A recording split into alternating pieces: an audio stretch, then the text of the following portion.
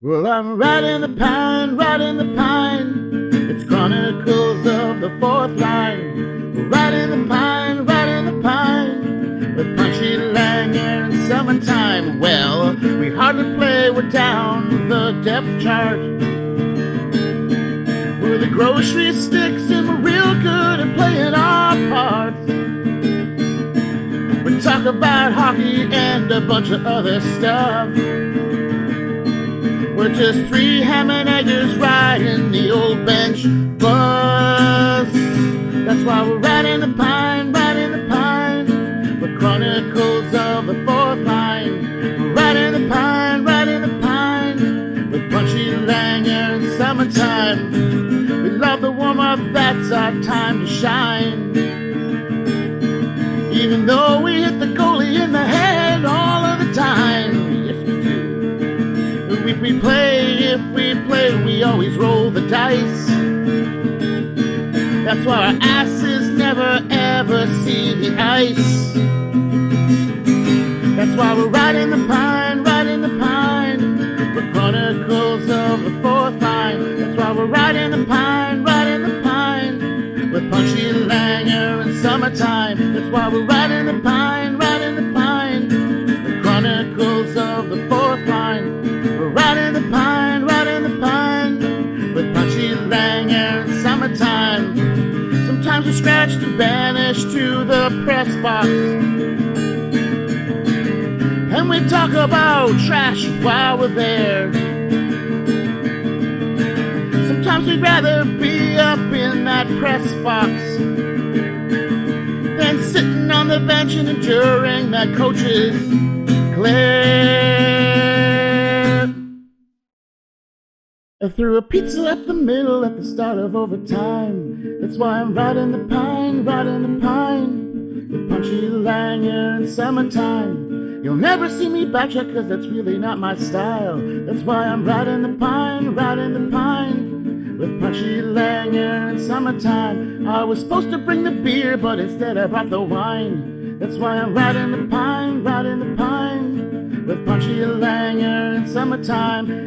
I think I'm 97 but I play like 69. That's why I'm riding the pine, riding the pine. With Punchy Langer in summertime. I keep the puck for every goal I score and add it to my shrine. That's why I'm riding the pine, riding the pine. With Punchy Langer in summertime. I could have met curfew but chose suspension and the fine. That's why I'm riding the pine, riding the pine. With Punchy Langer in summertime. I'm just sitting on the bench with two line mates of mine.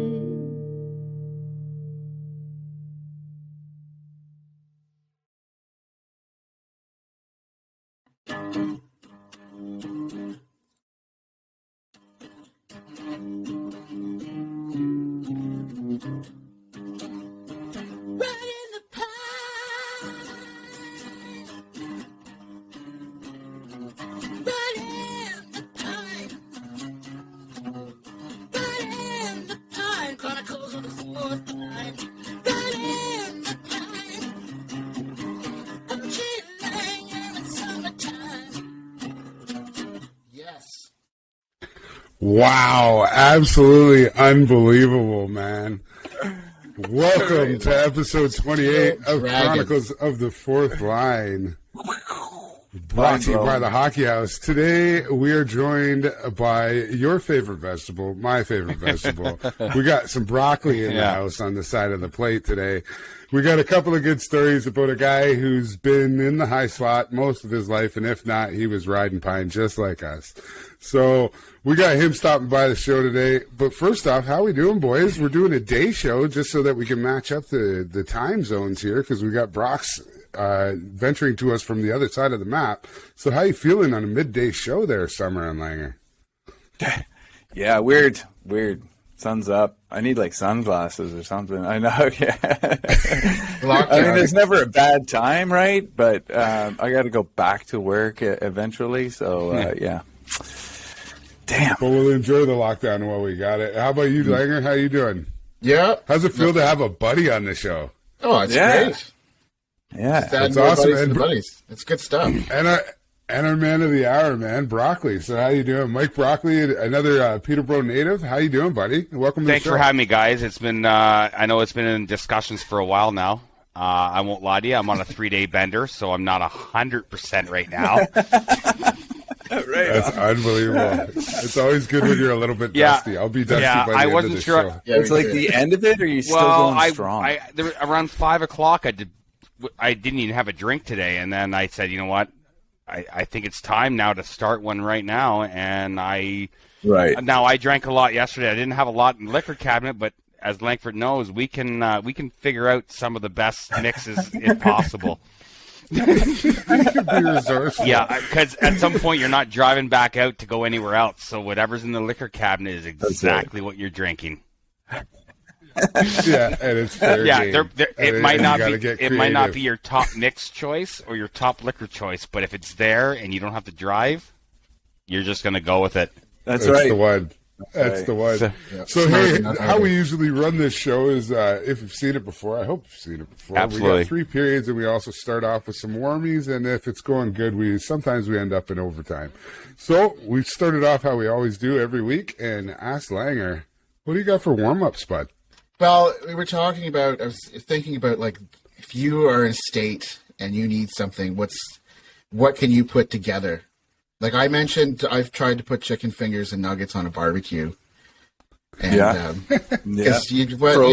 whatever you can dig out of that freezer. So, Pampered Chef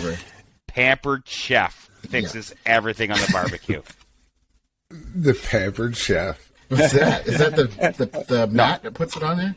Aren't those the spatulas and whatnot? Oh, you got to see the catalog, guys. It's unbelievable. You can throw anything on the barbecue and make it like the oven in 2 seconds. I'm telling you right now.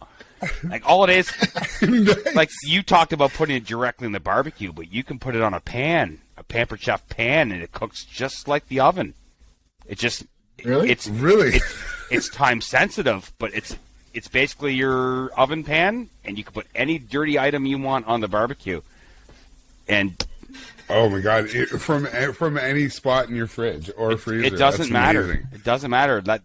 Those barbecue pans. I'm gonna see if they look at sponsoring podcasts. I'm all about this idea. I've done already. a pizza on the barbecue before. Yes, so have I. You know? I bought a pizza stone. Yeah. If you buy a stone. Yes. Now, guys, I'm a barbecue fanatic, so the key is an hour of the barbecue and high with the pizza stone before you even put the pizza on the stone. That's right. Yeah. I mean, that's a bit of a gas killer, eh? You got natural gas then, or are you on propane? I'm using propane. I have natural gas. Next year will be the bonus point of just getting my barbecue connected to my natural gas. But I mean, obviously, a great pizza needs that 700-800 degree temperature. It does. The hotter the stone gets. You got a hood for it as well, then? Or do you have a hood for your stone as well, then? An actual pizza hood, or you just? I just put the stone right into my Weber barbecue and just toast the crap out of it. Apply heat. So nice. But realistically, my backyard's a bit of an oasis. All I do is basically cook on the barbecue every day, whatever, every weekend. If you got a stone, you can, saves the dishes too, and right? the smell. And you don't realize how much stuff goes crazy in the kitchen. Oh yeah, you're right. You're right. And I'm a bit of a disaster when I cook. So what's your favorite thing to put in the Pampered Chef at 4:30 in the morning? So I'm gonna flip the page here. I bought a Blackstone. Does anyone here know what a Blackstone is? Not it's at all. It's an actual griddle. It's a flat stone griddle, like what you see Langford when we would go to Woolworths for the fries and the poutine and the burgers over in Brookdale Plaza. The flat grill, just an old school. Okay. Oh, right. We were just that sounds like what they have in New Zealand. The flat top. Is it from the 80s? Well, no, it's because everything in New Zealand's from the 80s. It has been the single most game changer in my household items. The Blackstone grill. For parties, I can do fajitas for 30 people. I can do bacon and eggs for 25 people. It is just How big's the grill? Is it across your entire barbecue, no, or is it just one half? Or? I bought the 28-inch one, but Blackstone goes as big as you. Well, they can go different prices. Yeah, if you want to take a bank loan out, you can get as much as you want, right? Like, right. So, yeah, like. So the bank loan for my grill. I love it. Imagine that one. But I felt like I was a high school cafeteria for like the whole summer last year. Like I could cook anything I wanted to just at a moment's notice. Like you talked about the late night meals. Out of nowhere, I threw in a whole loaf of bread and made grilled cheeses at 2:30 in the morning for everyone that was here. And they were done. And they were done in 4 minutes. So rock star. That's what you mean. That's what you mean. That's a guy that's sitting in the high slot, ready to make a shot. What are we dipping? Like, are we talking Kraft single slices? Or are you talking actual, maybe some, I don't know, some cheddar or some marble? What do you got going on? I'm glad you asked that because I'm a cheese fanatic. Talk to me. I love cheese. There's nothing better than a good tightener. Cheddar. Like it will literally just ruin your insides. Like I love it. And I'll tell you, like we have Langford knows this. We have a cheese shop in Peterborough that has been in this city for 35 years, and you can go there and get whatever you want. And the good old local cheese shop, right? It's a small one, 100%. Right? It's made by mom and dad sort of thing. Yeah. Those are the bomb, man, because you can get some amazing cheese at like great prices. Yeah, as and well. I'm talking. You're not a cheese. You're not. You can get stuff that you've never had before. And you're not a cheese shop. You don't cut cheese with a knife. You cut cheese with a wire cord. The wire, man. Yeah, that's right. It's a process. It's a piano wire. Yeah. I mean, hey, but you're right. If you're going old school dirty, you're getting two Kraft cheese slices on your sandwiches at 2:30 in the night. Oh yeah. Yeah. There's no one. Yeah. Well, I mean, one if you've only got one pack, right? You know, there's 30 people, there's 12 cheese slices. Sometimes you're gonna have to go budget. And they're not cheap. It's like half, and you gotta. They're not, man. No, they aren't. Well, but if you're going next level, you also throw luncheon meat, a piece of ham, and I seem to always go a little extreme late at night when it comes to everything else in life. When it comes to food and you know what I think people are going to drink, there's always going to be enough. So let's put it that way. Yeah. All right. So hey, we're going to move on here. We're going to jump right into the first period. And we're going to tackle a little bit of Brockley's past and see exactly how this beautiful man came to be on this show. Beautiful. All right, we're that personal. Okay. All right, beautiful Broccoli. All right, you're mine for a period here, Mike. So, summertime. I am from Ottawa. I'm a Sens fan. I understand you are not. I'm sorry about the early 2000s. So. Yeah, no, Langer and I have discussed that numerous times, but it is what it is. Do you remember the Sundin stick throwing incident when Alfie mocked him a few games later? I absolutely do, yep. Yes. All right. Yeah, that came up recently as well. All right. Well, look, Mike, tell me how you know Langer. When did you first meet him? You know, blah, blah, blah. Tell me how you know. I know Langford. And what was Langer's nickname? Was it Langer? See, in Peterborough, nicknames are, like, you don't know anyone's first name. Like, there's times right? where, like, for 5 or 6 years, you have no idea whose person's first name That's is. right. What's somebody's mom calls and asks for Ryan, you're like, is there a Ryan? That's here? happened. That's happened. Yeah. I don't know a Ryan. I'm Ryan. But truthfully, though, I think the way Peterborough works is Ryan and I were 1 year apart in public school and high school. But I think with sports and hockey, there was just an instant mutual respect from day one. He was a goalie, I was a goalie, and we would cross paths in the Kinsman Arena where we'd play each other and we just sticks in the air.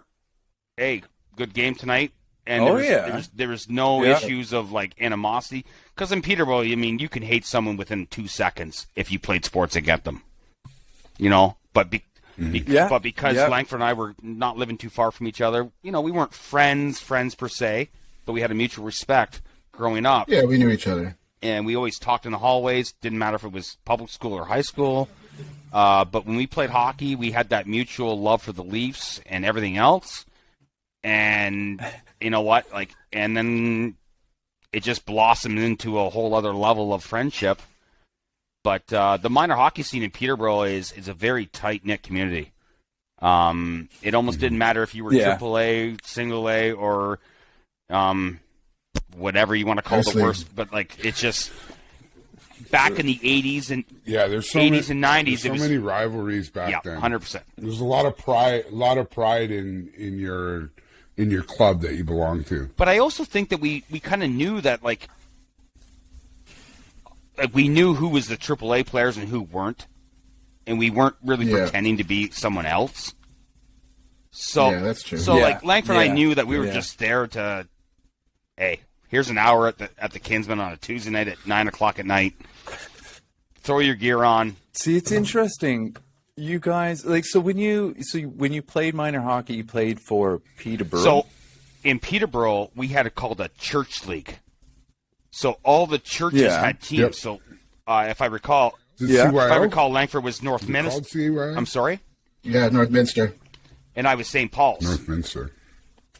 So it's the Peterborough Community Church Hockey League. There was 2 main house leagues. There was the City League that had no hitting and weird stuff like mouth guards and neck guards and stuff. Yeah. And then Brockley and I played in the Church League, which was old school. And so then the best players were drawn from, to play All-Star for the Petes and stuff. From the Church League. Yeah.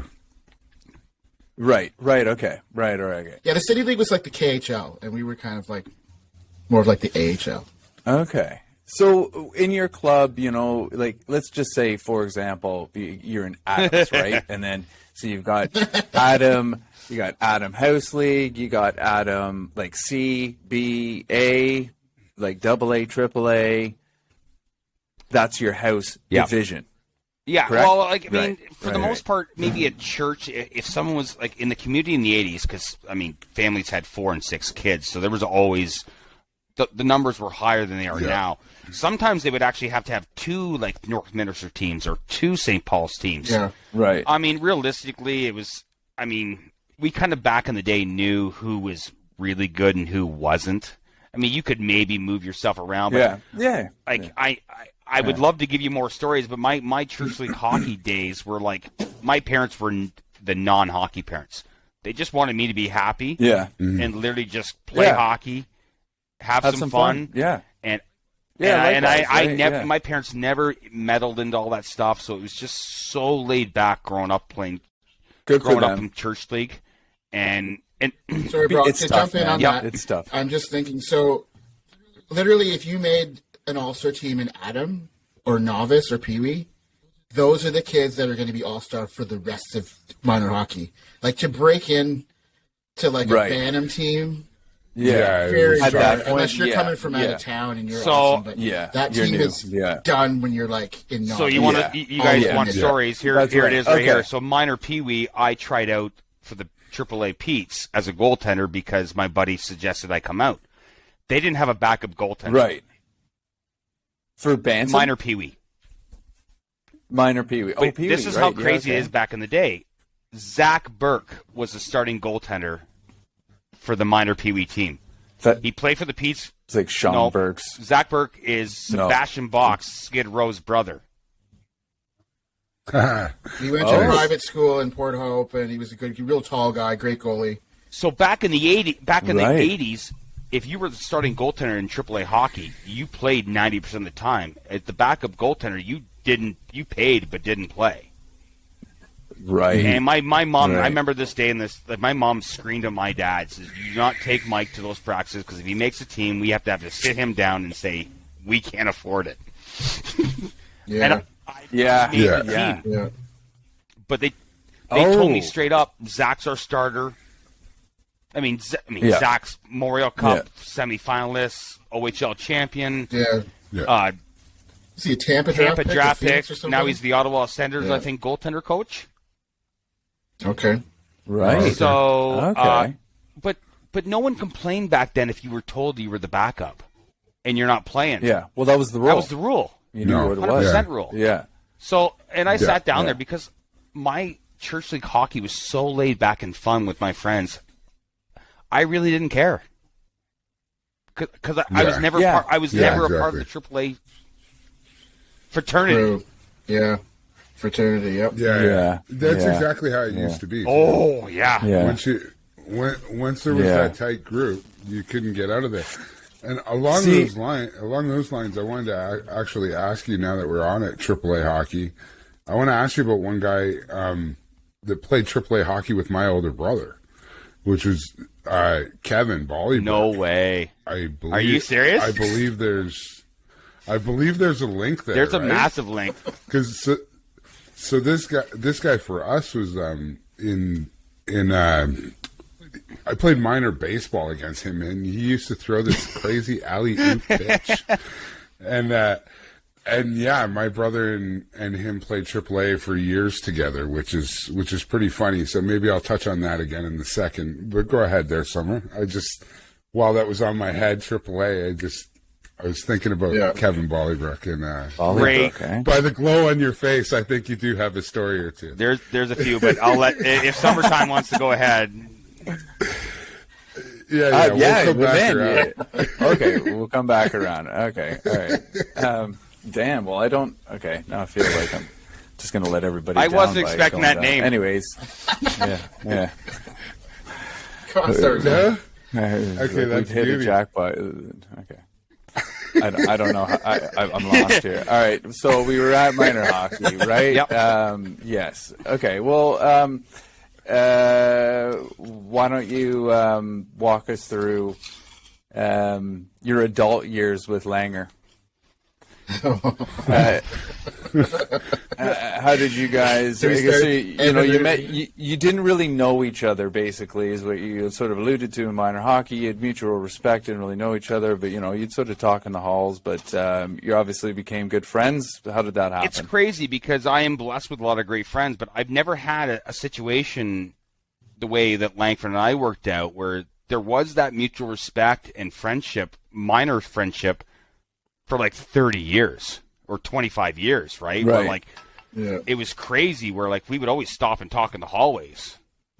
But then we got to our adult stages, and then we got into this men's league on a Tuesday night, and he says, "Do you want to come out and play? We need guys."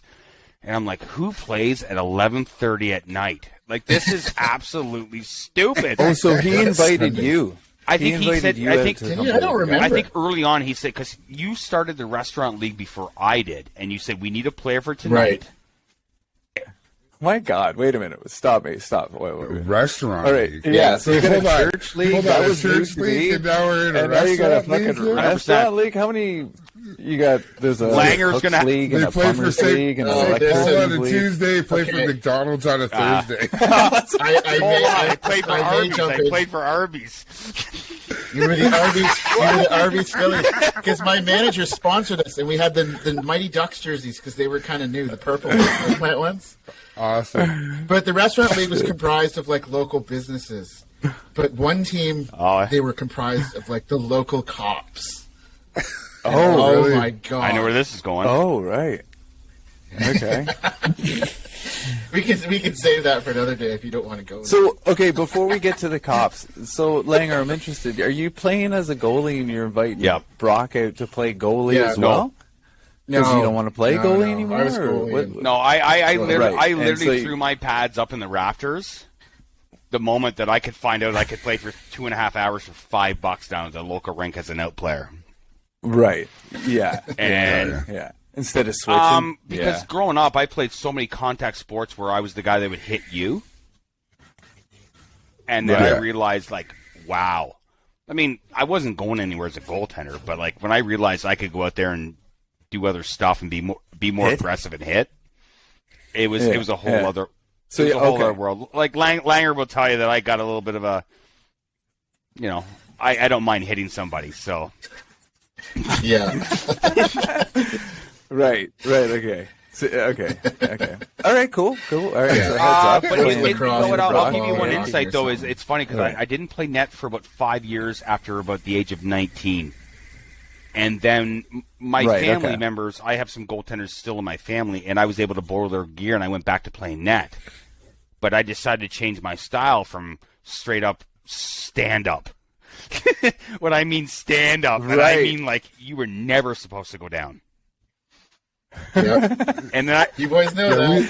Except when you have to we've stack heard the that pads. exact Yeah. opinion expressed on this show almost weekly since we started this. Yeah. so I So we have a rough idea. So I have a new goaltending style that I realize that you can play I kind of cross it between a beached whale and Dominic Hasek. So Right. it's a lot, actually, you know, it looks weird, but it's a lot better on your body. Right. Well, are you playing with new Oh. pads or like 1990s, I am 80s so glad pads? you asked that question. All right, go Because, for it. listen, They're up in the rafters now, but I oh, well. never had equipment that basically, like, you didn't have to worry about getting hit by the puck, if that makes sense. Right, it was Like, yes. you're It was talking, well, you're talking well to a guy used. that will put Sears catalog things in my shoulders or my knee pads just to take away from that last hit from the last game. Like Damn, my- right. It's a Sears catalog. I just see it. Like you line up for the restaurant league game, and here comes this guy. He's got 2 phone books taped to his leg. It's like papers Newspaper flying across everywhere. Listen, I'm a big believer. shot. Paper mache I'm a helmet. big believer. You Oh, Brockley was the guy in men's league with the Yari Curry Jofa margarine container helmet. I did. Forever. Right. Like Right. forever. So Awesome. summertime will Like understand. McSorley. I had Daniel Elfson hair with the Wayne Gretzky Jofa. Nice. Sweet. Nice. Oh wow, That's a good Rockin', look. man. And it was dyed blonde. It's broccoli coming right out of the broccoli. It's unbelievable. Look like a chia pet on ice. But It'd my be gear awesome. growing up, for the first 3 years, I used the church's gear. Yes, that's right. That's one Right, step below right. road Yeah. hockey gear. Right. Yeah, but that's how you it's do been good, blessed. right? You have to develop actual skills to save the puck rather than just Yeah. getting I away. do believe You know? if you're nervous, you'll probably stop the puck a little bit better. That's kind of where I was. I was like, I don't want to get hit, but I'm just going to catch it with my glove. Yeah, but like, I'll tell you a jealous moment. Langer, his dad go down to the National Sports Warehouse at the Peterborough Memorial Center. Oh, yeah. And they have we never had national sports in Peterborough, but they had a national sports one-day event at the MEM Center. They just showed up with bins of gear and just showed up the men's center, and basically it was whatever you want to call. And Langford and his dad, I was there early in the morning, and he walks out with brand new brown Goldie pads, white or whatever it was.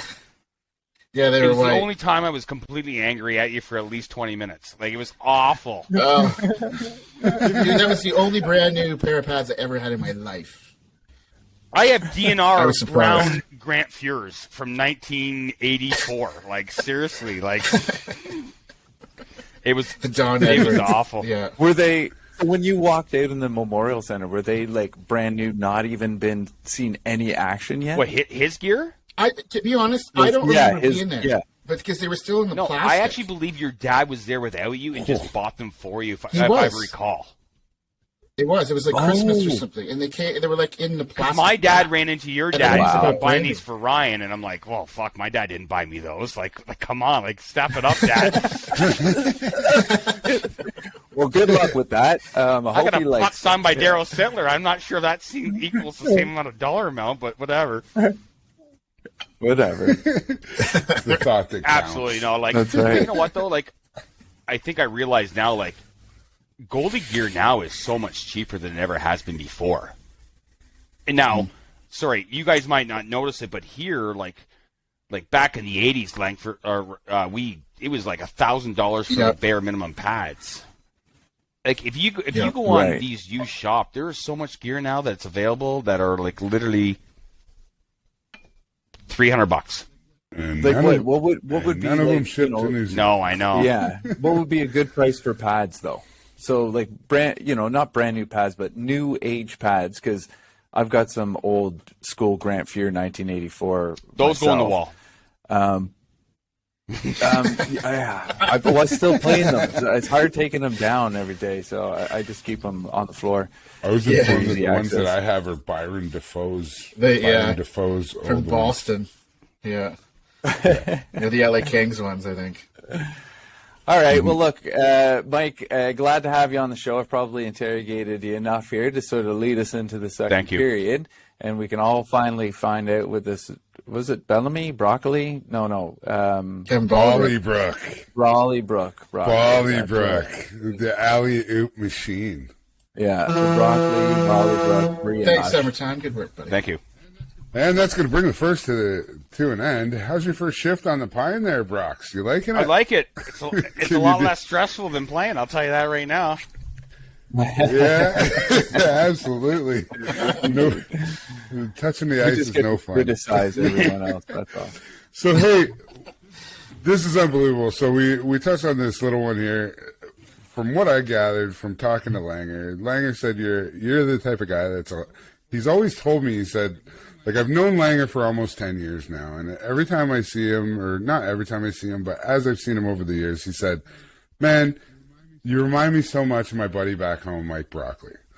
He's told me that so many times. He said that you're the facilitator, the host guy. You're the guy that arranges the trips. You're the guy that makes the team. You're the guy that comes up. Careful, with the sport. Punchy's getting jealous here. So Fires up with the the grilled sport. cheese roll 3 a.m. that's what Comes up with the sport you're going to play that week and everything else. That you're the facilitator. So between you and I, give me one memorable trip that you put together for the boys.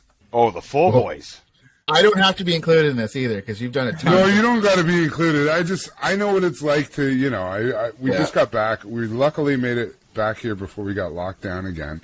And I had, spent a couple months putting together a trip for the boys and it went off like a hit without a hitch.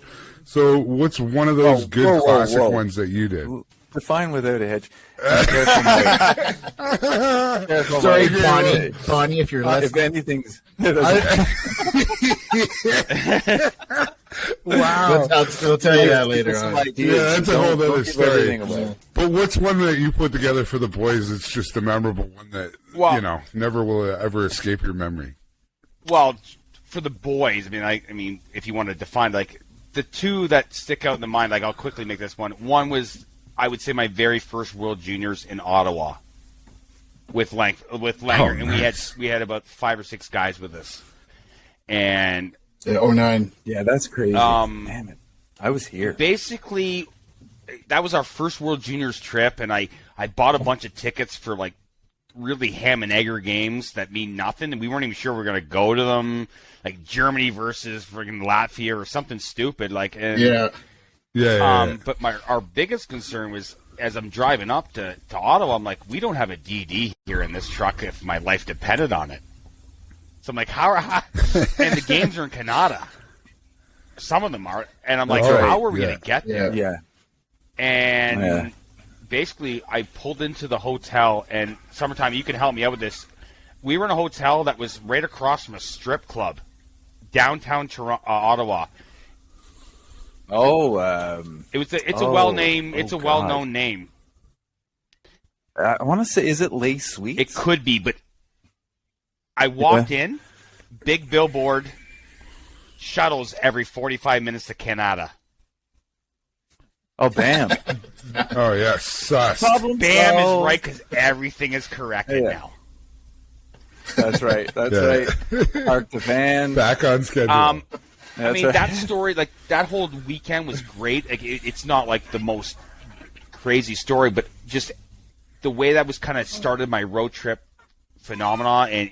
And you might have seen the photo that Langer has from us in Ottawa in front of the ice sculpture at the World Juniors. I still got it. It's just one of those perfect moments of road trips where everything had a great time, and there wasn't a lot of tickets. It was really good. And is that when we were in Melnick's private box? So I'm going to get back to that. So your first podcast, I saw that you mentioned about us getting kicked out of a private box. The reason we got kicked out of that private box because it was Eugene Melnick's private box. Yeah. And we got kicked out we got kicked out, and my buddy is in the bathroom using this shitter. Did they find him? Because the way Ryan sort of explained it was you guys were standing on the balcony watching the game, and we were the kind of security creeping. We were trying to stay inside because we knew we were doing We bad got stuff. ballsy. and then they noticed you.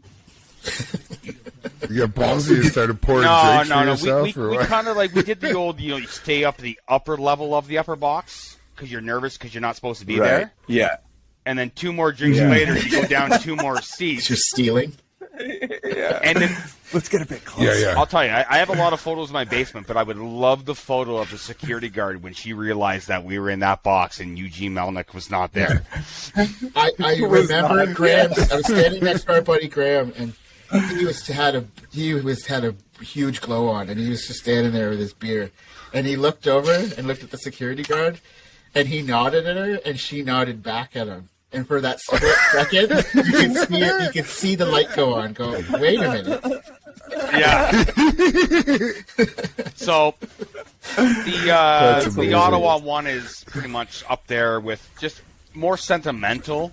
I mean, I could go into there's a lot of shit show story. No, that's awesome. I'm glad to hear that it was a road trip because, like I said, that for me, the trip that we just did was a lot of fun, and it was exactly that. It was a road trip. We did 5 different spots within a week with all the boys.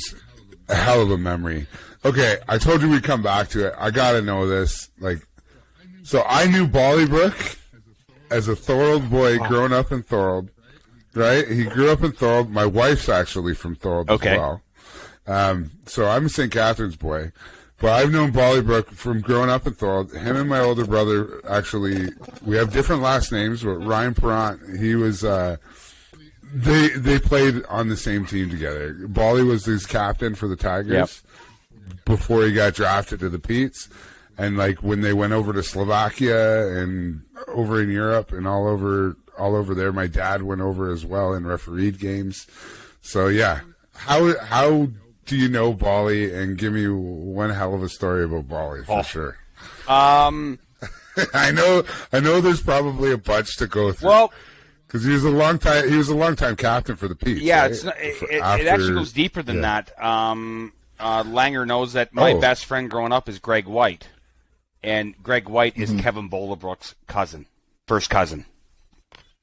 Right. So Okay. I knew Kevin before he was even drafted by the Petes because he was always up in Peterborough on the weekends with his brother Mike and Gary. It was completely just, Peterborough style. You kind of lit it up like Peterborough style. Yeah. And then he got drafted by Peterborough, which made everyone's family very happy. Yeah. Absolutely. And, long story short, Kevin and I, always hung out when he was in Peterborough when we had a chance. During the Pete season, there's not a lot of crazy stories I can tell you during the season. He was very dedicated, during the Mem Cup season, that was a big deal for Peterborough, being a captain. But I'll stop there and say when Kevin left Peterborough, Kevin's one of the greatest guys I've ever met when it comes to partying. Kevin's just not in that way, but Kevin. And people don't understand too. When a guy that size is partying, because Summer, you've never seen the guy. He's 6'6". Wow. Is he 6'6"? He's probably 6'8". I would know. I would say he's He's- about 6'3". But you know what you want? Sorry, you just remind me of a funny story. So just after they left the Petes, and he played in England for a few years and he did a pro career and made a very nice living overseas for a while. But he came back, and you want a funny Kevin story. When you get the 3 boys together, when you get the 3 brothers together, it's offside. So they decided to rent a houseboat in Chemong Lake, and they took it up the canal through 22 locks. But all 3 brothers, we spoke about them. all 3 brothers wore banana hammocks through every lock. It's so But you got to awesome. realize some locks in Fenland Falls and Bob Cajun, they have restaurants that their tables are looking over the locks. Yeah. They're waterside. Hello, So they're sitting there like It this sounds like with their yellow it Bahama sounds heads. like something some boys. It sounds like something that some boys from the Golden Horseshoe would do. But I guess the biggest thing is every year the Whites would have a family reunion on August long weekend. And my wife and I are basically almost like the second kids to my other friends' parents. And we were invited for the whole weekend, and it was Awesome. the whole family, the Bullbrooks, you name it. And I classify Kevin as one of my good friends. Like, he is, I could call him up tomorrow, and like, That's so awesome. He's And it just goes to show you how awesome the worldwide hockey community is and how tight it is as a whole. Now, one thing we kind of hit on at the top of the show is we were talking about the fact that you're one of those, even though you're a ham and egger and a fourth liner, at times you end up being perfect high slot, exactly where you should be for a specific moment that can happen. Now, before we were trying to research, like, I'm just kind of getting to know you a little bit. And I asked Langer, I was like, hey, does this guy have a hockey DP? And he's like, he's like, no, but you should ask him about that because he'll have a really good story about a hockey DP. So, why don't you have a hockey DP? And what's the story with your hockey DP? I was 4 hours away from having a hockey DB. That's the story. Yeah, that's the story. I love it. I don't even know how you get. You're gonna. I don't even know where to apply. So, Okay. one of my good friends growing up played for the Petes, got drafted early on from a hometown boy. He had a phenomenal Tier 2 season with Newmarket and Peterborough. You know a lot of guys that were drafted. Dude, it's crazy. It's Slightly crazy. blessed, Right. slightly lucky, Yeah. you name all the others. Yeah. You know, so you're saying like I High wasn't slot, in the man. He's AAA in the high fraternity, but you know, and are really good friends with a lot of people in Yeah, the I fraternity. just Yeah. through. Listen, I'll give you the cliche. Yeah, Being just nice to friends. people makes a big difference. Yeah, absolutely. I mean, just yeah. And being a goalie, too, right? If you're a good enough goalie, you play with really good players. and with Peterborough being a tight community, as long as you have connections, you'll always have someone has a friend somewhere, and you just end up talking to somebody. Yeah. So, my buddy Scott, Scott gets drafted to the Petes. Doesn't really play during the early or 19. Okay, so who is it? Hold on, before you go in. So it's Scott Stevens. What's his relation to Mitchell Stevens? Yeah, so you just brought the cup to Peterborough the other yeah, day. so Scott Stevens Who's is, a Tampa Bay. is Mitchell Stevens' uncle, my buddy. So Okay. Mitchell Stevens Right won on. the cup with Tampa last year. He was on the taxi squad, but yeah, so Gotcha. my good Right, friend right. Scott Stevens, Right. his nephews are Mitchell Stevens and Owen Tippett from Florida. Oh, okay, yeah. So Owen Tippett. and Owen Tippett played on Like the junior Scott team last Stevens, year. the fucking Yeah, yeah. killer. Not that guy. no, spelled No, differently. right? Okay, Yeah. right. Okay, right. So sorry. a nice Okay, all right, cool. career in Tier 2, like we're talking like 130 points, 120 points in Tier 2 hockey. He gets signed by Johnstown Chiefs of the East Coast Hockey League. Okay. And so he gets signed. I planned a road trip. I go down there. So you're asking me right time, right moment. I go down there. Shitty drive. By No, yourself? I had my girlfriend at the time. No. But I Right. show up to this complex with like 12 apartments and the whole team living in it. Okay, keep in mind, there's you can't go lower than the East Coast Hockey League or you're going home. Okay, like there's no Right, You know, you're paying $5 now You're to in play the coast. hockey if you leave the East Coast Hockey League. Okay, and so I show up with a bunch of whiskey from the border, and they got to play the next day against Toledo. But the whole complex was like a fraternity of just ridiculous alcohol consumption. And so everyone leaves. At midnight, the coach calls my buddy Scott and says, "Is your buddy Mike coming for the game tomorrow?" And I'm like, "Yeah, he is." He's like, "He has to dress tomorrow." I'm like, "What do you mean?" So I'm 3 sheets to the win at fucking midnight.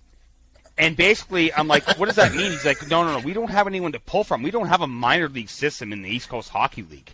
So 2 weeks prior, they grabbed a guy from the gas station just to put the gear on to make it legal for their actual team to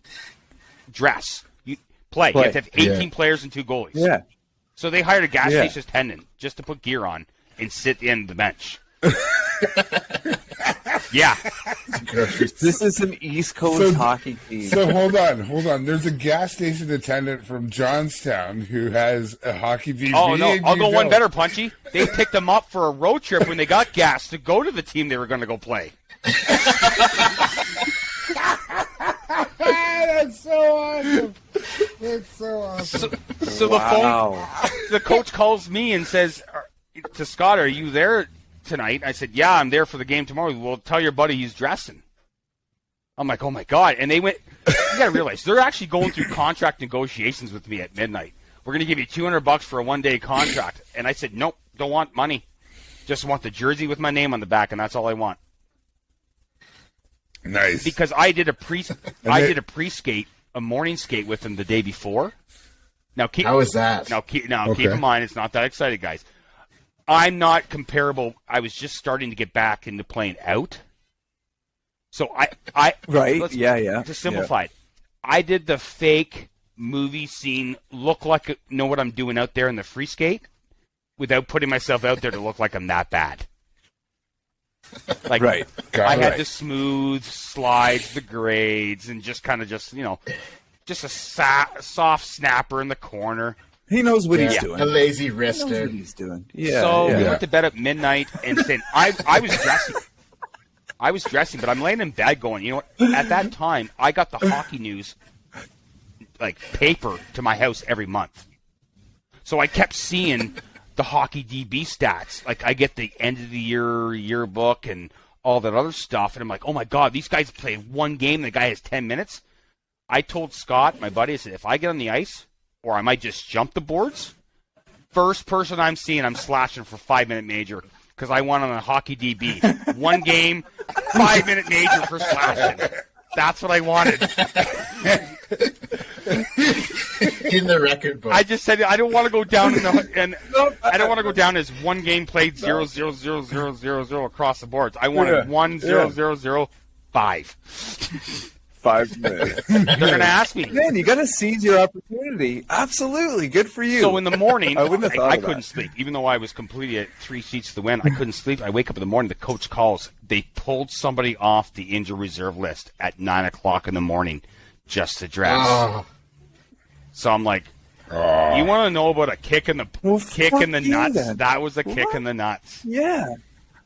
Wow. So, did you go to the game? Yeah, I went to the game. I was there. I was there for about 5 or 6 days in them? Johnstown. And sorry, there's nothing to see in Johnstown. Just don't go to Johnstown. I have no idea where when you watch the movie The Chiefs, Pennsylvania, I think it is. When you watch the movie The Chiefs, right? What you see is what you get. I still have to watch that. It might not even be that good now.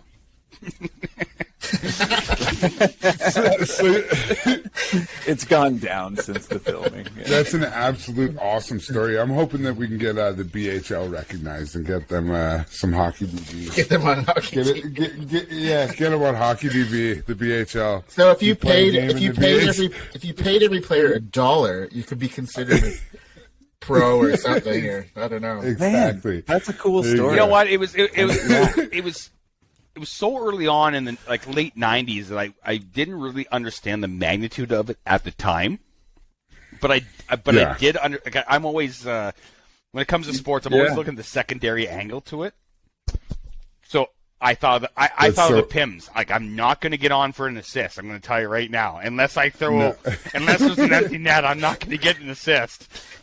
But I know I can swing my stick, and I'm going to get a 5-minute major for this one. Hey, and at the end of the day, it would have been about the experience. Like you said, all you wanted was your jersey with your name on it. So it would have been all about the experience and just being a player. Now, I'm going to segue out of that because being a player, when you are a player for a professional team, you get a chance to spend time in a player's lounge. Yep. But for some reason, a guy like you, who's always in the high slot, in the right spot at the right time, he gets stuck into a player's lounge. And when he's in there, there's Hall of Fame goaltenders in there from time to time. And I heard that there's a story that floats around about a French goaltender in Canadian history, and you had spent a special moment with him in the lounge. So what can you tell us about that? Actually, my special moment actually ended up probably about 8 hours before on the street outside my hotel without knowing it. I woke up Saturday morning in Montreal. The Devils were playing the Canadians. Montreal, lots of good stuff. I'm going to tell you, I was hungover. So I woke up and decided, you know what, screw it. Whatever it costs me, I'm going to buy a Berger jersey because I'm going to see. I have a buddy that plays for the Devils at the time, Jamie Langenberner. So Jamie has us us on the list for the Players Lounge after the game. And I said, you know what, I'm going to buy the jersey. It is what in Montreal. So I just text Jamie on the way up to Montreal. Jamie, I'm on the way up. You know, I got 4 guys. Can you put us on the list? I want to say hi to you after the game. So no problem. He texted me back. Oh, boom. Just text you. Boom. Speed dial. Yeah. Yo. Yep, in the car. JB. I'm in the car. I'm on my way. Done, bro. Done. Yeah. Now, hold on, though. Now it sounds more exuberant than it is, but Langford knows in Peterborough it's more of a chilled. There's so many angles to Peterborough, right? So, I know. It's funny though because I get a lot of ribbon for it. But so I woke up Saturday morning, bought a Berger jersey, and I went to put it in the hotel room, and there he is at the corner, right in front of my hotel room. But he hops in a Jeep Cherokee, and I knocked on the window. And I normally don't say this, but I said, Mr. Berger. He rolled the window down about this far. Be nice. And he's like, psycho! But as soon as I said, I'm here to visit Jamie Langenberner, I'm going to see him tonight, he rolled the window down completely. He's like, oh my God, I just had breakfast with Jamie this morning. He goes, I have to leave right now, but if you are really going in, he called me out on it. He goes, if you're really going to be in the Players Lounge, I'll sign your jersey for you when I see you tonight. Fair enough. That's all I can ask for, right? But then throughout the day, I'm like, oh my God, he's in Montreal. He's got 155 family and friends there. Watch them tonight. He's going to forget about me. I took the jersey in the Players Lounge, and out of the hallway, he pulled me out first and foremost to make sure he signed my jersey before he went and saw his family and friends. And back then, we didn't have digital cameras. Disposable camera. I said, buddy, to my one buddy, I said, if you miss this photo, you are no longer my friend ever again. So he came in and he took care of me right off the bat. I want to clarify something real quickly on this podcast. When people talk about Players Lounges, I've been in about 6 or 7. Yeah. But let's be honest here. Most Players Lounges are friggin' bus depots before the team gets on the. They either fly out. I mean, they have a couple nice, like Ottawa has an okay area where you just kind of have couches and TVs, but most of them are just literally in the corner of the rink, by the dressing room. If they're not sleeping overnight that night, they are literally gone in 16 minutes after the game. There is no BS. And they will leave you back. They will leave you back. But as a player, you mean? Well, you're not. They don't dick around. You're probably not going to leave Scott Niedermayer back. But I'm just saying that No. But if you're a fourth liner, like there's a good chance they're going to leave you behind. We'll meet you in St. Louis. Jamie would always make sure he would tell me if he was spending the night because he would ask me what I'm doing that night. And to carry on that conversation, the first trip he went to Ottawa summertime, it was early February, back in like '99, and they weren't coming back to Canada. Now you got to realize each player gets $100 Canadian per day for food. Glad you told this story. I was hoping you would. $100 per diem per day. Not bad. So Yeah. Well, they're supposed to have hearty appetites, right? I well, mean, they were fuck, on a big but anyways, they were on yeah. a big Canadian trip, and it was the last day in Canada. And Jamie pulled out his wallet, and Jamie's not this guy, but he's like, I gotta get rid of this Canadian money because I have all this Canadian money. I guess I'm from Peterborough. I can help you out. Well, I guess it was my. So it would have been per diem for a whole road Yep. trip, more or less. Yeah, Yeah. we're talking Right. we're talking Like thousands You're of there dollars. 2 $500 weeks. bucks. Yeah. Yeah. Oh, So- right. And yeah. truthfully, I'm never that guy, but like, you know, I got a theory. If you're a celebrity and you want to, like, at that point, you want to say, like, I got to get rid of the money, I have no problem helping you. Nor would any of us. I believe all three Okay, would be the so- same way, so. Yeah. Yeah, Absolutely. So what's the first thing you're But doing? he's not then? a guy that would do it to be, you know, but he No. just, like, No, he's doing it because he's getting rid Yeah. of it. No, He's okay, being no, honest look, with you. stop Yeah. defending the situation here, right? So, boom, we've got a bunch of money to spend. How are we going to do it there, yep. Mike? Jamie, this is what we're doing. Boom, go. So, getting back to my buddy Greg White, he boarded Chris Pronger for the Pete's. So, Oh, right. Pronger lived at my buddy's Pete's. house for 2 years when he played for the Pete's. And then Jamie moved in after Pronger did. Gotcha. Right. See, Langenbrunner too. He's one of those crazy, one of those playoff guys. Mm-hmm. He's like, it might not be there. It might not be there. Like, they're a good, He's solid meat two-way potatoes. player in the regular season, but come playoffs, just always took it to another level. Totally Quietly agree. put together That- a Totally very agree. successful career. Yeah. Yeah, and he was definitely one of those sleepers in all those Hardest- Devils Cups runs. He's like the where- hardest working guy on the team. He Yeah, captained and that he scores the 2019, key didn't he? goals when That's a they're good needed. point. Sometimes And I plays believe all the that he's one of situations. those kind of like coach's dream. Like there's not a lot of Yeah. pizzazz. There's not. He motivates Yeah. himself, right? And just goes out there and gets it done. Like it's Yeah, not And I fancy. don't want to say this. It's not maybe points. He was the Zach Hyman before Zach Hyman. Right. Yeah, yeah. He could kind of go 100%, up yeah. 1, 2, 3, 4 lines, and it didn't matter. It just kind of do the thing, right? So Yeah, no, a lot of respect. Apart from, he's American, isn't he? he's from I Minnesota. hate Minnesota. to- Minnesota. Yeah. I know. Yeah, So yeah. I mean, that's like the only adoptive Canadian province we do, The but province of Minnesota. So that's right. I don't know how many. Take the province. I don't know how many NHL players were drafted. So this is funny. He was drafted by the Petes in the fourth round, and Dallas in the fourth round and Peterborough in the second round of the OHL. They didn't think he was going to come, did they? No, but the only reason he came to Peterborough was because of Bob The Gainey. Whites. Oh, really? Bob Gainey yeah. was the GM of Dallas. Dallas, that's And right. he says, your best development will be Gotcha. going to Peterborough. And he ripped up the rookie scoring record for Peterborough his first year in Peterborough. Because Bob Gainey, of Yeah. course, played for the Petes. Yep. That's right. Right. So, All right, and that's going to bring the second period to an end.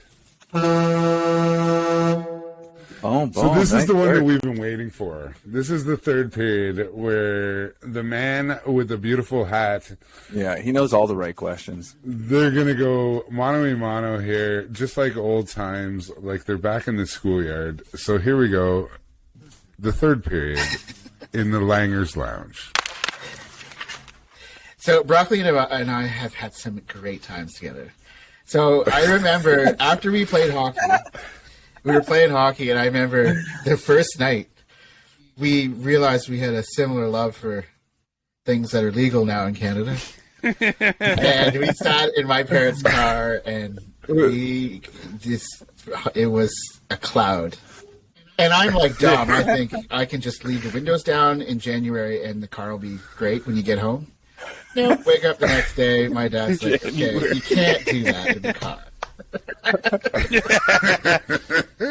But that was the bonding moment. So it was around Christmas time.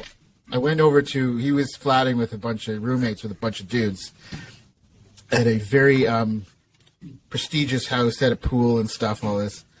519 Montcalm, if you want to do the Google Earth on that one. So we went over and had a party, and it was Christmas night or whatever, and he's like, yeah, we need another guy. Did you want to come in here? So that was the clincher. So I moved in like a few days later after that, and that was a time. That was the Steel epic. Dragon, Donnie Wahlberg rock star experience. It was crazy. Yeah, because I asked you the other day, I'm like, what's the soundtrack of that era in your head? The movie Rockstar. Yeah, and I was like, of course. So anyway, we hung out quite a bit, and in the summer we spent a lot of time at the cottage, and Brockley got me into fishing, and wacky rig. It's all good. Your cottage, Langer? Or did you guys split cottages? Yeah. Well, see, the thing about Brockley and I is we kind of grew up from very similar sort of social backgrounds, like very working class families. Appreciate what you got and respect everybody. 100%. Mr. and Mrs. And Brockley grew up. He had a cottage, and unfortunately, they didn't have it anymore. But we had ours, so we started to spend a lot of time at our place, and we had some times up there, big times. And so I was always like, I'd have an idea or something, or Brock an idea, and the next day it'd be like, it would be totally happening, and it was like ready to go. It was like, okay, this is awesome. So we hung around, had a good time, and it was kind of interesting because we both met each other at sort of a transition period in our life, so it kind of worked out. We had some good times, though. So anyway, I'll jump into it because I want to ask you this question. So, you told everyone that you couldn't get on the Hockey TV page, but then not long later you ran into Brian Burke. What happened? Yeah, so I just happened to have tickets against the Leafs and Devils, and I knew I was on the Players Lounge list again. I talked to Jamie, and this was like day 3 after Brian Burke took over the president of Maple Leafs, whatever, for that whole thing. Not cluing in the magnitude of that moment, I just went down the Players Lounge and talked to Jamie and did I'm not kidding you, when I say 15 minutes, you're talking to them, bus, plane, they're gone. But coming back through the Players Lounge of the Platinum Lounge, I run into Brian Burke with his wife. So day 3 after being just announced as president of Maple Leaf, whatever, Sports Entertainment and all the Leaf stuff, I don't know what his title was, 100%. Well, I was feeling no pain, so I said, Brian, can we take a photo? And he's like, absolutely. His wife takes the camera and takes a photo. Oh, right. Okay. Where the story goes sideways was I started getting cocky. I'm like, Brian, listen, can you sign me to a 1-day contract so I can retire as a Leaf?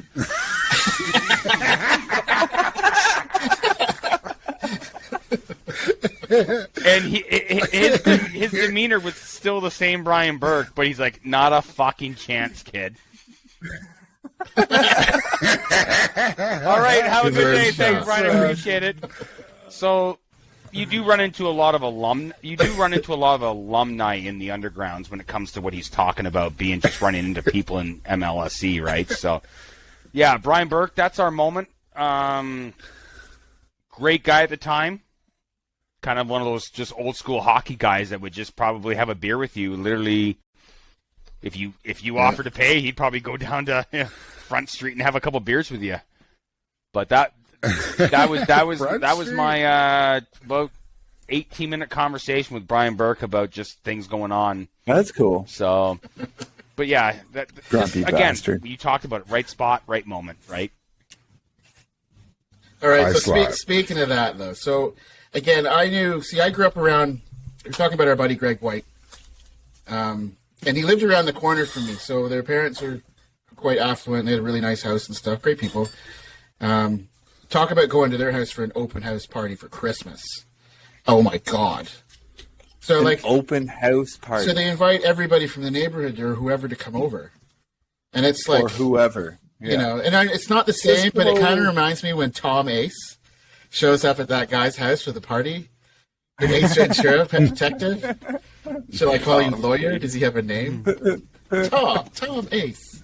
But it's really nice and classy or whatever. But as Brockley said, like Pronger and Langenbrunner had billeted there. And so, I see those guys playing road hockey in driveway and stuff like that. So right place and right time. So I don't know, Punch. You might have a story that's along the same timeline, but we all know what happened in 1999 when Dallas played Buffalo. And it was one of those things you knew was going to happen when they introduced that foot in the crease, any body part in the crease thing at the beginning. You just knew it was going to come to some dramatic finish, and it sure did. Well, that was the year after when Brett had like he'd done his 86 goals, he'd done his 72 goal season. He couldn't get up to Gretzky's record. They traded Oates. He said, "I want to get the hell out of St. Louis and go get myself a cup." And then he ended up in Buffalo and living just over the border from Buffalo. That was like a rager of a time with Hasek in net and everything like that. Like, yeah, I remember that cup fondly. Probably not as well as Brockley does, as we're about to find out. As I say, Brockley's the only guy I know to win a cup who never actually played or was on the team. So, Brock, tell us the story, buddy. Oh, right. Is that a Stanley Cup 1999 Dallas Stars Stanley Cup ring right there. Oh, my Replica. God. Is it really? You got a ring? Is your name on the cup? No, Shut the fuck up. I bought a replica Jesus from Christ. 1999. Oh, right. Okay. Just to remember it. It's the real Ham and Eggers memorabilia that I bought. The only real Ham and Egger memorabilia I bought. That's awesome. That's awesome. Okay, so tell us the story of the 1999 Stanley Cup. I mean, final. early on it begins with I was always secondary. I figured my buddy's dad was always going to take the ticket to go to the game to Buffalo. But my buddy's dad did not want to take the ticket. It was too far of a drive. Wow. Bad choice. So we left. We went to Buffalo, and just a side note, if you go to Buffalo, make sure you bring beer with you because there's not a lot of stuff to buy around Buffalo, the arena. So it's kind of like you're almost a bum looking for beer. It's dog shit. You're right. It's so You dog get it shit. too, do you? There's nowhere to park. You got to walk like 3 miles just to get to the rink. It's brutal. So I'm not sure where to start this, but like long story, we basically, the game's going on. We are now into first overtime, second overtime, third overtime, and all of a sudden, got to realize it's game 6. So part of me is kind of selfish. I want to go home. I don't care who wins. Like at this point, the part of the story is like, thank God I didn't have that mentality. So, because I was up in the 300 levels, I didn't really see Brett Hull's foot in the crease at the time. We just celebrated because I was with a lot of other family and friends from Dallas. But I never really, even in '97, I really never understood the magnitude of being up there and the potential of them winning. Like my theory of most players' lounges is, thanks for the tickets. I'll talk to you next week. So they win, and when I'm going down the elevator to the players' lounge, and I see the replay of the goal in the elevator TV, and I'm with all the Sabres fans. And I'm just like, oh, the rule states that your foot is in the crease. It's not a goal. Either way, I get down to the players' lounge, and I'm so excited. Jamie's wife comes out and turns to my buddy Greg and says he wants in the dressing room. Well, I'm in tears giving him a pat in the back. Greg, go in there and tell me everything you know. I'm so happy for you. Like, come on. And she's like, no, he wants you all in the dressing room. And I'm like, now I'm not feeling any pain at this point, but I'm really nervous now going into the dressing room. I go into the dressing room. The Stanley Cup's not there yet because it's still being whatever somewhere else. Traded and around, the only thing I remember at that point when I walked in was Elliot Freeman was working for the Score at the time.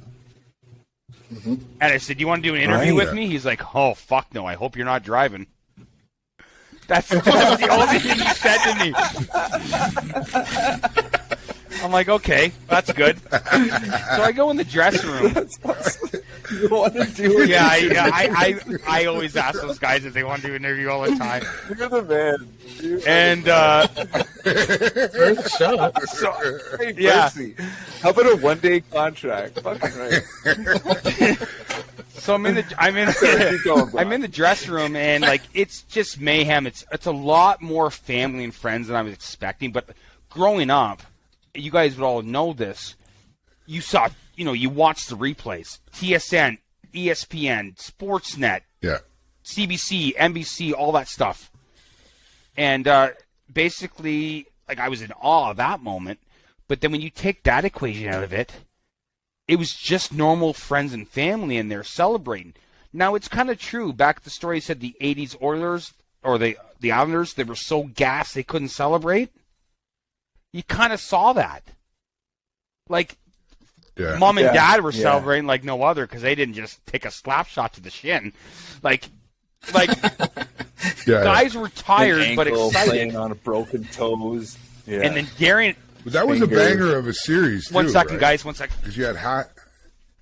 Yeah, that was the series that because I thought the Leafs were going to be in that final. Sorry, guys. Buffalo beat them. And Yeah, and you had Hasek and you had Rob Ray and Brad May and all of those bangers, right? Yeah. That would have been a tough so I series. get into the dressing room and I'm like, okay, this is pretty cool. And I'm looking around, and I we'll get to this part later. But I'm like, I collect. Where's my champagne bottle? That's great. That's what I'm thinking. And I was kind of silently thinking, what could I steal? early on. Because, well, I listen. If I'm not getting interviewed, I'm A stealing. memento. Yeah, What can you man. find Yeah, is a memento? You need one. No, but like, Yeah, absolutely. I do. I know how people work when they come to like, oh, I got this from the Stanley Cup dressing room, whatever. And I'm sitting there going, and I'm just doing the tour, and then Darian Hatcher brings out a brand new case of champagne. So we all get handed out champagne bottles to have fun with it. My mistake was I got excited because you always just pop the cork and spray your buddy beside you. That's what you're supposed to do, right? Like that's. Yeah, I know. I just thought you sprayed it Everywhere. You do. Everywhere. Yeah. I kind of wish, because I'm part of the memorabilia side, I wish I had just kept that bottle and didn't uncork it. Oh, yeah. Bit of a mistake on that part. But either way, I did that. And so... It's all right. You got the replica ring now. Yeah, so during my travels during the dressing room, I happened to see a couple jerseys kind of just on the floor that I thought were just disrespectful. And I thought I would come back to that later. So Jamie comes in, and then where it really kicked in was I got a photo with Brett Hall and Guy Carbonneau on top of their dressing room with basically the Stanley Cup between them on their stall. Like back in '99, we didn't have phones with cameras. We had 3 digital photos left on our phone from the whole day. And I'm like, I need this photo with Brett Hall from the game-winning goal. I don't care if I'm not in part of any other conversation the whole night. I need this photo. Did the photo, turned out great. Fair enough. But Brett Hall got so mad. Now I know what millionaires can do when they have all this money. Because he goes, I need beer now, and I want at least 10 cases of Coors Light. Within 12 minutes, the kid from the HSBC Arena in Buffalo had a flat and just dropped it right in front of his stall. No questions asked. There's like a code red alert. This kid comes in. We need 20 cases stat. No, he literally just it looked like me delivering chips for Frito-Lay, and I just walked in and just dropped 10 cases of Coors Light right there for Brett Hall. There you go, sir. Sign here, please. Yeah. I love It was kind of like my first moment of seeing what a multi-millionaire celebrity can do when he wants to get angry and say, I want this now. And I'm like, okay, well, that's good. So, so basically, now you got to keep in mind, though, this is like, it was third overtime with 3 minutes left. So God knows it's 2 a.m., 3 a.m. in the morning. And I circled back to this unfortunate jersey that was laying on the floor that I thought, that's bullshit. So I grabbed the jersey, and no one looked at me. And now this is where the story, I know everyone wants to hear this. This is where the story gets real funky. They had high school bathroom stalls, so you could see your feet. Yeah. Like in the changing room. I was wearing pants at the time. I took my pants completely off and put the jersey on like a pair of pants through the sleeves. Under your pants. So underneath your pants? Yeah, so I'm in the bathroom, and I literally take the jersey and put it on like a pair of pants and then put my pants back over top. But I had to fold the jersey because it was like up to my chin. So I had to fold the jersey down to my belt buckle and put my dress shirt over top of it. Oh, right. So it was like a bit of a diaper. 100% almost, diaper. right? Because you had the That's so awesome. That's awesome. So the worst part is it's like 3 a.m. in the morning. I go out of the bathroom stall. I go to my best friend at the time. He's like, Greg, we got to leave now. It's time to go. He's like, what do you mean? This is where the story gets even better. We get outside the HSBC arena, and I take my pants off and show him what I stole. And he's like, you got to take it back. I thought he was going to say, I got one too. No, but I was like, That would have been awesome. I was kind of a dick to Whitey at the point. I'm like, what do you want me to do? Knock on the door and say, excuse me, but I feel bad I stole something. Can I give this back now? No, it's like, I found this out here. Yeah, no. So it's a jersey. yeah, so I got a jersey in the basement that was from 1999. So it's in a frame. We're not going to discuss the name. I don't know if the It was worn as a I don't know if diaper. the statute of limitations has gone past yet, so we're just going to wait and see. So one of the best moments is we used to go play hockey on Thursday morning. It was like $5. Yeah. Pay as you play, right? So I wore it. Yeah. you go, you sit in the parking lot, have a time. And I remember the night before, you're like, Langford, should I wear it? So we're out there playing $5 hockey, and I'm cracking up because I'm like, there's a guy out here with a jersey from a Stanley Cup winning dressing room, just wheeling around out there at 7:30 in the morning. I'm like, that's so great. For $5. I wore. Now, what did That's dirty. was it Mike? Was it Mike Keane? Or awesome. Brian Scrugland, who was the guy who said they were never going to take their equipment It's off? funny. He got super bombed.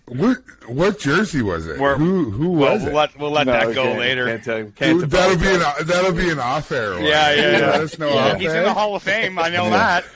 He said, "Yeah, Oh, Shit, nice. You're just narrowing He's not it a down fourth for liner. everyone here, Mike. and he's not from Canada." Let's hope those limitations. Right on. Geez. He might be coaching the K right now. We're not sure. Yeah, he's Oh, over. no. Oh, Shit, jeez, we're getting okay. closer and closer. Mike, All right, what else do we got? Tell us about Mike Keane. I came up to Mike Keane, and he had a big cigar, and he looked at me. I said, how are things going? Congratulations. He's like, I'm not taking my hockey gear off until I get back to Dallas.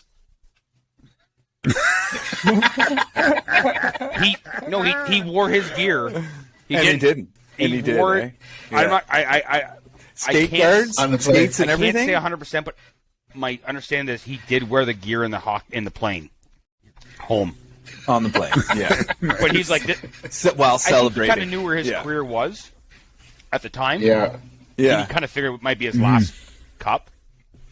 But That team was fair enough, man, like yeah. almost a big reunion of like.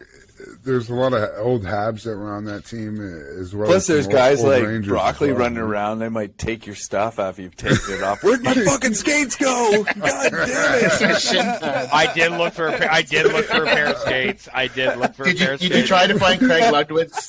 Shin Try to pads? find Craig Ludwig's shin pads. That was awesome. But you know what?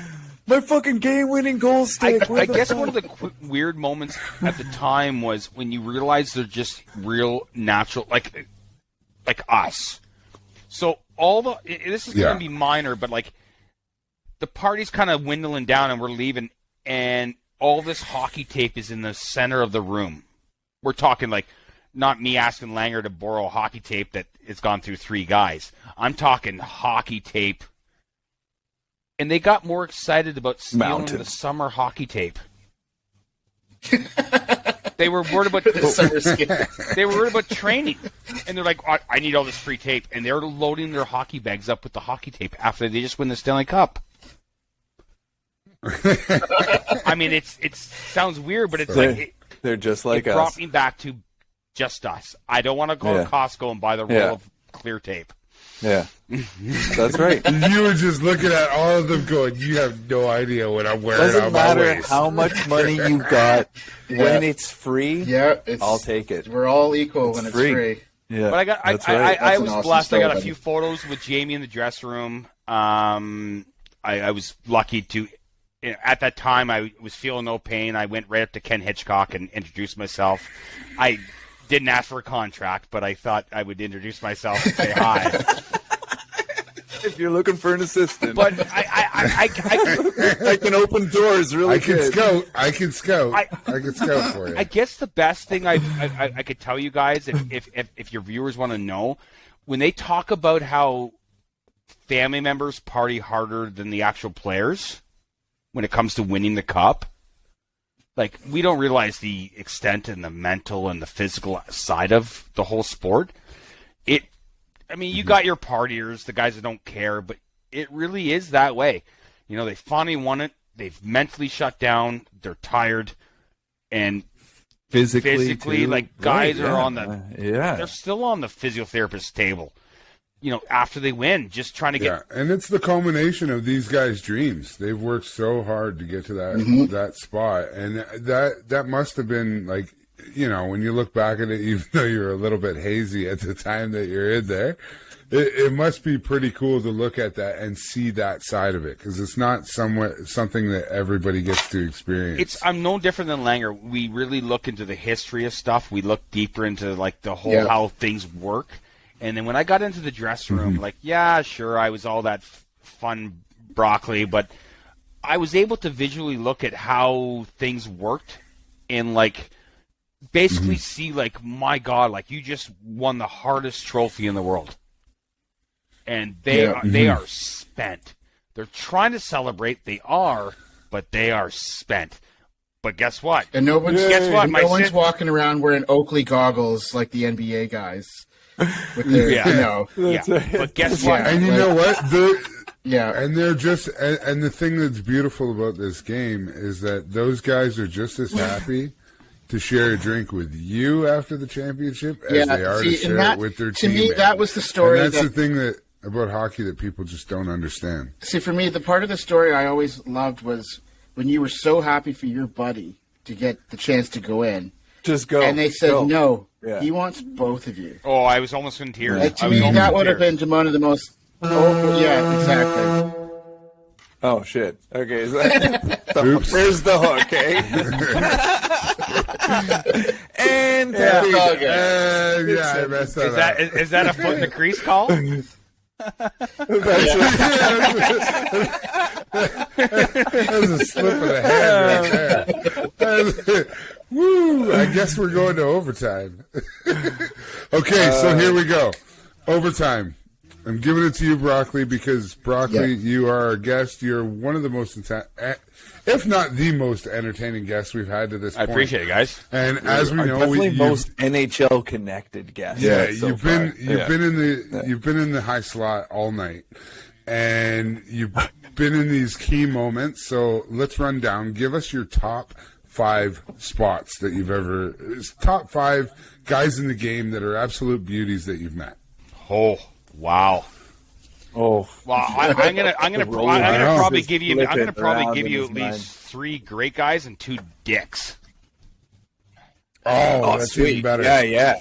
Oh, yeah. That's even better because that's perfect. Because in the hockey house, we have two hockey leagues, and there's only one rule: don't be a dick. No so dick. Let's save those guys right. Actually, you know what? Let's call out the dicks right away. Who's the first absolute dick that you never want to meet again? No, I'm not saying that's okay. Number one dick. I would meet him again, but number one dick, absolutely Chris Pronger. Yep. Oh yeah. Okay. Because he was. Yeah, he looks like he a was bit of a told dick. he He's not coming on this show. He was told he was going to be God. Yeah, at no, I 16. don't think he's coming on. Yeah. He was what? I mean, he was what? He was going to be a hockey god at 16. 16, and he took that ego right to the roof. I met him day one. I was going to say, Right. but what's worse is he probably believed every word. And you know what? Yeah. Is it? But he's good, That's man. the problem, though. Tower power. Hockey's not shitty if you're good. No. Yeah, well, yeah. no, you're right. You're in the Hall of Fame and a that's cup winner. Yeah. That's right. Personally, And you're getting your jersey retired this year. I mean, I don't blame the kid. For It's my just the team. fact For that Phoenix. he had a bit of his age and his Big head. Yeah. Oh fuck. Dick number 2. Brad Marchand. Oh, for sure. Yeah. Yeah. I Death to the Blue Eagle, man. quick Jesus. story is I snuck into the Boston Bruins Players Lounge and at the ACC. Of course you did. No, you didn't.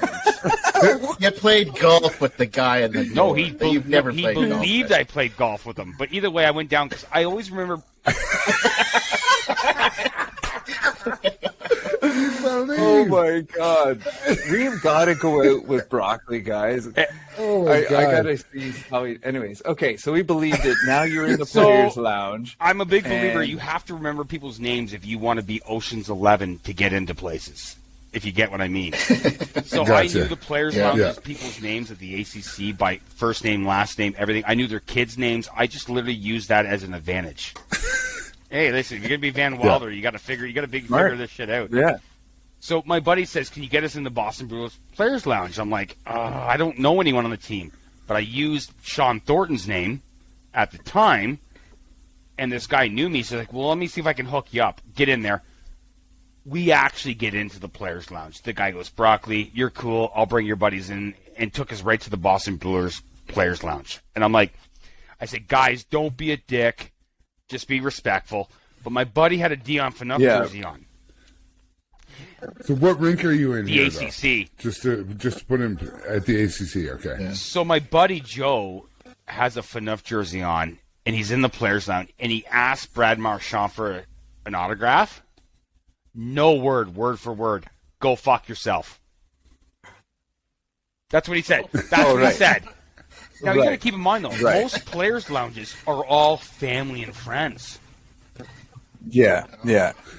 This is a random dude in a Phaneuf jersey. But again though, Marchand doesn't know that. But for him just to spout off and say "go fuck yourself," because that that's could have been him. someone's uncle or brother or cousin. Yep. Yeah. Yep. That's dick Yep. number 2. Yeah. Well, that's probably more dick number 1 because Pronger, right? You get told you're a god your whole life. You just tend to believe it. And not that he's an asshole of a person. He's just a bit of an arrogant prick because he knows he's fucking good and nobody's going to talk him out of it. But for Marchand to do that, that just portrays who he is. Because that's the way he plays on the ice, right? Yeah, It just confirms the kind of person he is off the ice as well, you know? Like, Yeah, and you know what? I've run into Chris Fuck you, a few Brad times. Marchand. It's not a big deal. And It's just the like, Boston and you're Bruins. right. There's a massive factor when it comes to being told at 16, 17 that you are going to be the next Bobby Orr. So that's a big deal. And maybe that's a little harsh, but he treated me pretty poorly as a younger kid when he was living at my buddy's house. yeah. When I say poorly, I Yeah. just was expecting. Jamie was the polar opposite. Jamie came from a family of big Right. family, Yeah. and I was a brother from day one. So I guess maybe I'm a little biased because of how Jamie treated me the next year. So, but no, it's yeah. So the next one is you were asking for 3 good dudes now. Now I want to know the 3 gems, the 3 beauticians. Obviously, Langenbrunner doesn't count because he's already top of the hill, right? Yeah. He's Yeah. one of your boys. I'm just talking. He's like next level. 3. Yeah, the three guys that you're like, oh, okay, this guy's a beautician. He might not be necessarily your tightest buddy or your best friend. Oh, you want But when you buddies met or him, it was athletes? just You one want of those- buddies or athletes? No, I'm just saying one of those moments of a hockey player that you met that was an absolute beauty that you were a little surprised and taken back by. The opposite of Marchand. Yeah.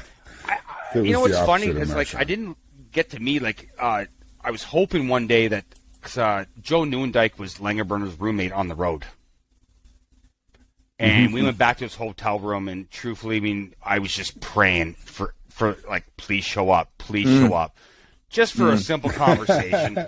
And they're still best friends to this day. Like, That's I went to awesome. Vegas for a wedding for Greg White's brother. Jamie showed up. Neuendijk showed up. They went golfing. I didn't get to see Joe Neuendijk, but they went golfing. But, like, just the camaraderie that I see with that. But Tell me when Jamie, when your wife tried to go pay at the bar in Vegas, and Jamie was like, no. Jamie's very, like, I'm never a freeloader. And, you know, I know, you're being humble, buddy. It's okay. No, but there's some Peterborough boys that will be. And yes, we were in Vegas, and my wife went to pay for the tab. I was just asking for a couple of drinks, and Jamie says, "What are you doing?" He grabbed the card and just tossed her right back where the riding bull was in Vegas. Like, we couldn't even find her card. Like, it was done. Like, it was toast. Don't throw my card away, Jamie. Just give it back. Yeah. So, like, yeah, he's very generous in that sense. Oh my God, like. I'm just trying to think of secondary hockey people I've met. I haven't really, like, I mean, Mike Fisher, really. Oh, yeah. Mike Fisher. Yeah. Big, huge fish Mike fan, Fisher man. is I'm a big great, fish fan. great person to me. I went to high school with him, with his brother. Yep, we did. I hate we Carrie did. Underwood. Wicked. Underhill, whatever fucker name was. She's taking him Underwood. away from Ottawa. He moved to Nashville to be with her, and then he basically retired. But like Mike a year comes from a later. She's all right, looking. Mike comes from a very tight-knit family in Bridgenorth, just outside of Peterborough. Yeah. So, again, maybe that's biased because he just has that Peterborough attitude. Was Rob your age, or was he my age? Your age.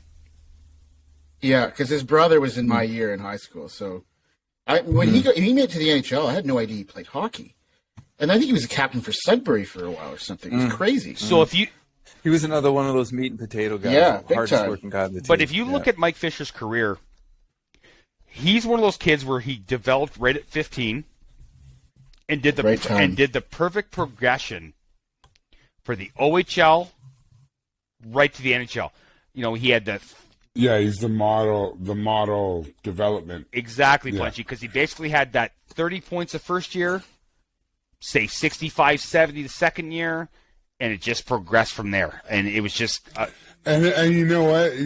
As you say that too, as he developed through, he went through the whole scale of like payment too, like with his contracts, because he got made a little bit the next year, a little bit the next year, got the big one, married the movie star, boom, drop the Happily mic. ever after. See you later, bitches. I'm done.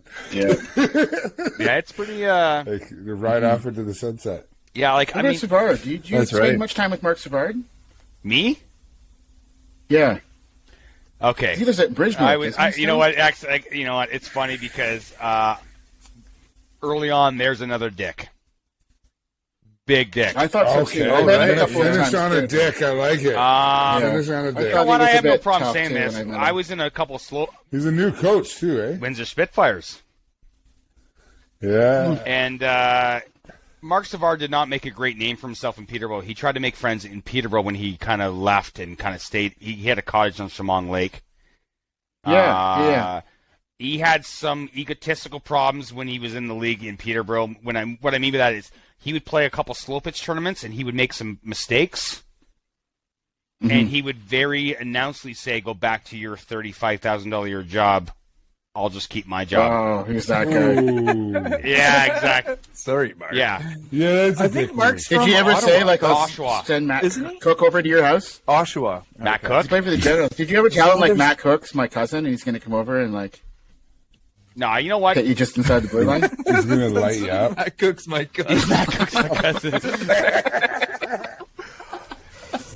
But no, Okay, boys, I'm sorry. I am getting pinged here from work Yeah, to no, go. we're gonna, okay, we're gonna sorry, be tying buddy. it up I- here in a minute.